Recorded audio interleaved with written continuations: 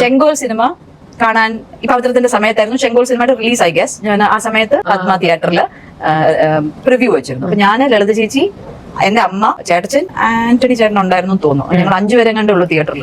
അപ്പൊ പോയത് ഞങ്ങൾ ലൊക്കേഷന്റെ കാറിൽ ഞാനും അമ്മയും ലളിത ചേച്ചിയും കൂടെ പോയി.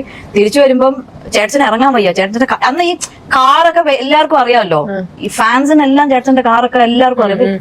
അവസാനം എന്തായി, ഞാനും അമ്മയും ചേട്ടന്റെ കാറിലും അവര് ലൊക്കേഷൻ കാറിലും പോയി. അപ്പൊ ആ സിനിമ കാണുമ്പോ എന്റെ അടുത്ത് തൊട്ടടുത്തത് ഇതേമാതിരി ലളിത ചേച്ചി ആഞ്ഞ് കരയുന്നു.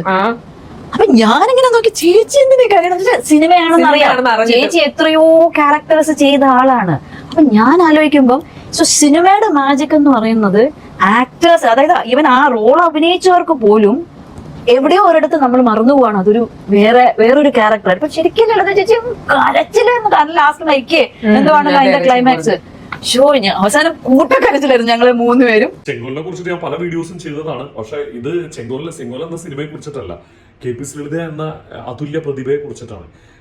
കരയാൻ ഇത്രയും മിടുക്കുള്ള അമ്മമാര് വേറെ ഇല്ല KP ശ്രീലതയെ പോലെ. ഈ വാൽക്കണ്ണാടി സിനിമയിൽ ഒരു കരച്ചിലുണ്ട്, അതേപോലെ ശാന്തം എന്ന സിനിമയിൽ ഒരു കരച്ചില്. വാൽക്കണ്ണാടിയിൽ ആ മണിനെ കൊണ്ടുപോയിട്ട് വന്ന് മുറി അടച്ചിട്ട് KP ശ്രീലത നിന്നിട്ടൊരു വീപ്പിങ്ങും അതിന്റെ കൂടെ നിന്നിട്ടൊരു കരച്ചിലുണ്ട്. എന്റെ പൊന്നോ, ശരിക്കും പറഞ്ഞു കഴിഞ്ഞാൽ അവരൊക്കെ താരങ്ങളായിരുന്നു. അവരൊക്കെയാണ് കലാകാരന്മാരും കലാകാരികളും എനിക്ക് തോന്നിയിട്ടുണ്ട്. ശരിയാണ്, ജീവിക്കുകയാണ് സിനിമയിൽ കൂടെ ഒക്കെ.